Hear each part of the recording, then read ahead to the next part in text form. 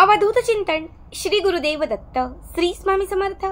नमस्कार, तुम्हा सर्वांचं आपल्या स्वामी शक्ती या चॅनल मध्ये मनापासून स्वागत आहे। स्वामी तुम्हा सर्वांच्या सर्व चांगल्या इच्छा पूर्ण करोत एवढीच स्वामींच्या चरणी प्रार्थना करते आणि आपल्या आजच्या नवीन आणि सुंदर व्हिडिओला पुन्हा एकदा नव्याने सुरुवात करते। भक्तांनो, बघा, श्रावण मासाची सुरुवात झालेली आहे। खरं तर वर्षभरात येणारे जे 12 महिने असतात त्यापैकी श्रावण महिना हा अत्यंत पवित्र आणि विशेष महत्त्वाचा मानला जातो। या संपूर्ण महिन्यामध्ये धार्मिक कार्य करण्याला विशेष महत्त्व दिलं जातं। आजच्या व्हिडिओमध्ये मी तुम्हाला याच श्रावण मासात करावायचा एक अत्यंत प्रभावी उपाय सांगणार आहे। बघा, श्रावण महिना सुरू होऊन बरोबर 7 दिवस झालेले आहेत आणि उद्याच्या दिवशी श्रावणातील दुसरा सोमवार आलेला आहे। हा जो उपाय तुम्हाला सांगणार आहे हा संपूर्ण श्रावण महिना संपण्याच्या आत तुम्हाला कधीही करता येणार आहे। बघा, श्रावण महिन्यात फक्त या एका झाडाचं फूल तुम्हाला तुमच्या घरामध्ये आणायचं आहे। या झाडाचं फूल जर तुम्हाला भेटलं तर लक्षात ठेवा, सोन्यापेक्षाही खूप मौल्यवान असेल। ह्या झाडाचं जर फूल तुम्हाला भेटलं तर समजून जा की आपले जे नशीब आहे ते खूप मोठे आहेत आणि लवकरच आपले जे नशीब आहे ते चमकणार आहे।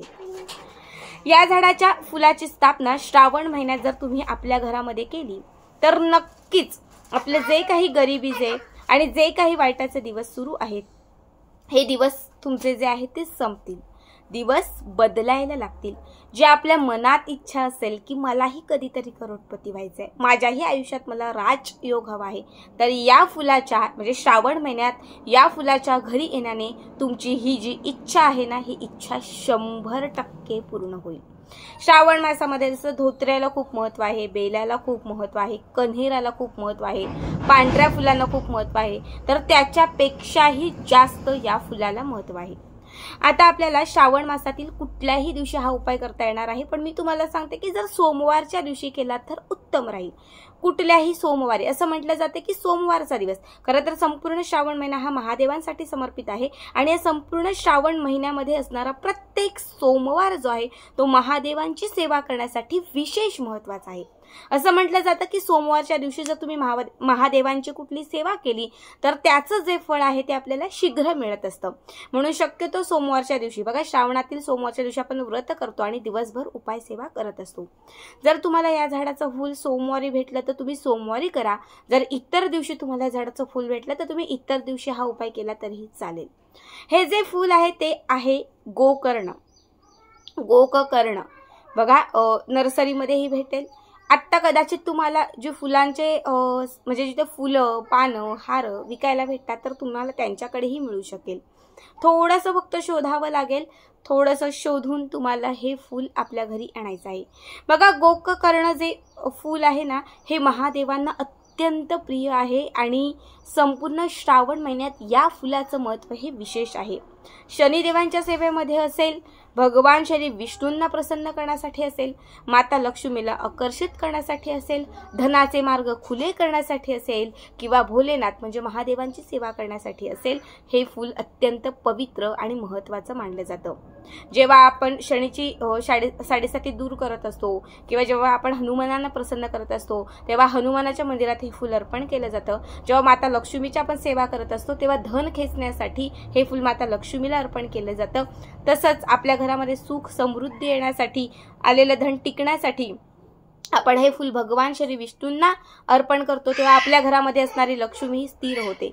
आणि जेव्हा आपण श्रावण महिन्यात हे फूल महादेवांना अर्पण करतो तेव्हा अखंड घरात महादेवांची कृपा राहते, गरिबी संपत जाते आणि आपली जी काही पैशांसंदर्भातील अडचण असेल तर ती सुटून आपल्या ज्या काही आर्थिक अडचणी असतील, आपल्या ज्या काही आर्थिक म्हणजे इच्छा असतील तर त्या इच्छा पूर्ण होतात। म्हणून हे गोकर्णाचं एक फूल पर्पल जांभळ्या कलरमध्ये फूल भेटतं, हे फूल आपल्याला घरी आणायचं आहे। सगळ्यात पहिले काय करायचं, एक तांब्याभर पाणी घ्यायचं आहे, याच्यामध्ये थोडंसं तुम्हाला गंगाजल घालायचं आहे, यामध्ये थोडंसं कच्चं दूध घालायचं आहे, एक चिमूटभर तुम्हाला यात हळद घालायची आहे, एक चिमूटभर तुम्हाला यात चंदन घालायचं आहे आणि 21 तांदळाचे दाणे घालायचे आहेत। 21 ही दाणे घालत असताना ओम नमः शिवाय, ओम नमः शिवाय, ओम नमः शिवाय या मंत्राचा जप करायचा आहे।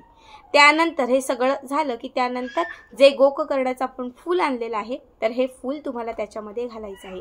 आता आपला जो उजवा हात आहे हा उजवा हात तुम्हाला त्या तांब्यावरती ठेवायचा आहे. सगळ्यात पहिले आपल्या घरातील देवघराच्या समोर हे करायचं. आपला उजवा हात त्याच्यावरती ठेवायचा आणि 108 वेळा महामृत्युंजय मंत्राचा जप करायचा. ओम त्र्यंबके यजामहे सुगंधी पुष्टिवर्धनम उर्वारुक्मे बंधना मृत्युमोक्षे मामृतात्.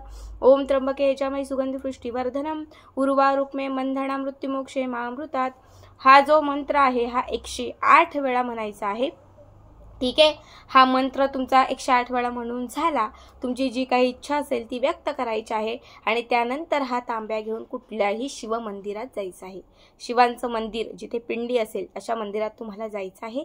तिथे गेल्यानंतर तुम्हाला महादेवांच्या पिंडीवरती हे जे तीर्थ हे जे जल आहे हे अर्पण करायचं आहे आणि त्यामध्ये घातलेलं जे फूल आहे ते देखील महादेवांच्या शिवांच्या पिंडीवरती तुम्हाला ठेवायचं आहे. इच्छित मनोकामना व्यक्त करायची आहे. ओम नमः शिवाय या मंत्राचा जप करायचा आहे आणि शिवलीलामृत ग्रंथातील 11वा अध्याय तुम्हाला वाचायचा आहे. फक्त एक वेळा 11वा अध्याय वाचा. इतकं करून आपलं झालं की त्याच्यानंतर हे जे फूल महादेवांच्या पिंडीवरती आपण अर्पण केलेलं आहे ते फूल तिथून उचलायचं. हे फूल उचलायचं आणि हे फूल आपल्या घरी आणायचं. ठीक आहे. हे फूल घरी आणल्यानंतर तुम्हाला एक 5 मिनिटभर देवघराच्या समोर एक दिवा लावायचा आणि 5 मिनिटभर तुम्हाला तिथे बसायचं आहे. हे फूल आपल्या उजव्या हातात ठेवायचं आहे. माता लक्ष्मीचं स्मरण करायचं आहे आणि त्यानंतर हे जे फूल आपण घरी आणलेलं आहे ते 24 तास कंटिन्यू 24 तास तुम्हाला तुमच्या तिजोरीत ठेवायचं आहे.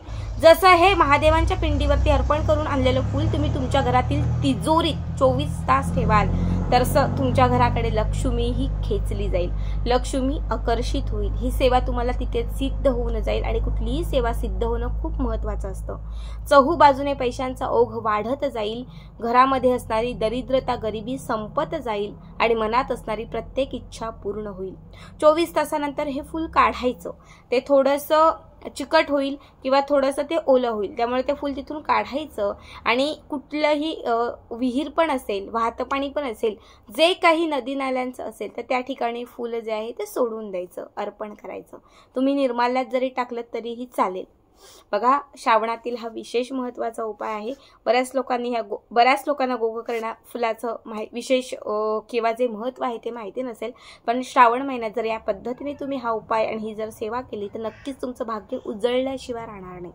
अत्यंत साधा सोपा उपाय आहे. आवर्जून करा. आजचा व्हिडिओ कसा वाटला नक्कीच कमेंट करा.